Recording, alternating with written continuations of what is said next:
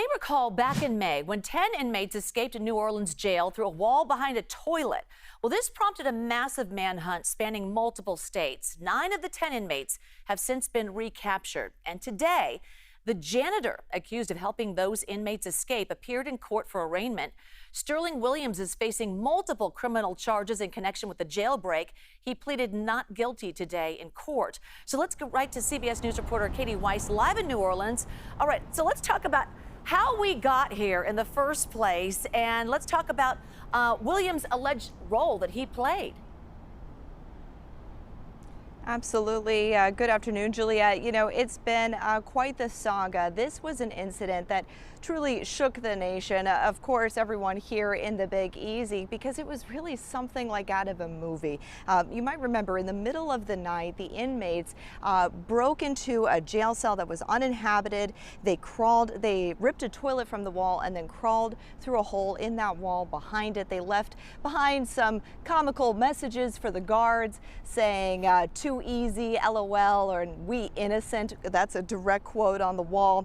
Now, it also took about 7 hours before anyone noticed that these guys were gone. And the state attorney general says that Sterling Williams, a jail janitor or jail plumber, helped the escapees by then turning off the water to the cell. So that way the men could more easily rip that toilet from the wall without being detected and not flooding the jail cell.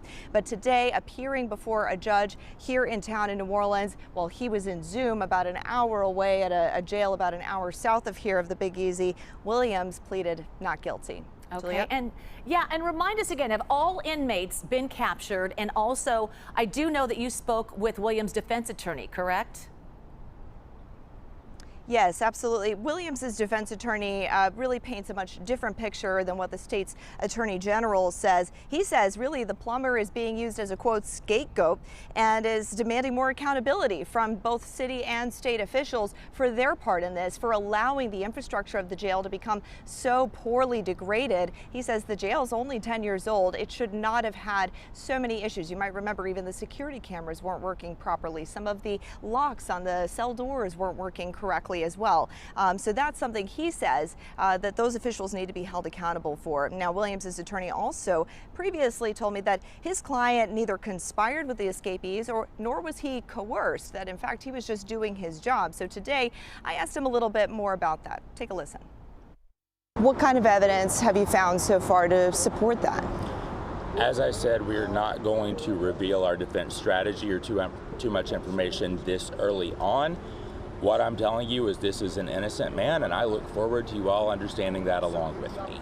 And how is Mr. Williams feeling? What's his state of mind right now? He's overwhelmed. He's terrified. What else would an innocent man who's never been in trouble in his life feel when he's taken from his employment straight to jail and held on a ridiculously high bond when he's done nothing as far as he knows beyond his job duties?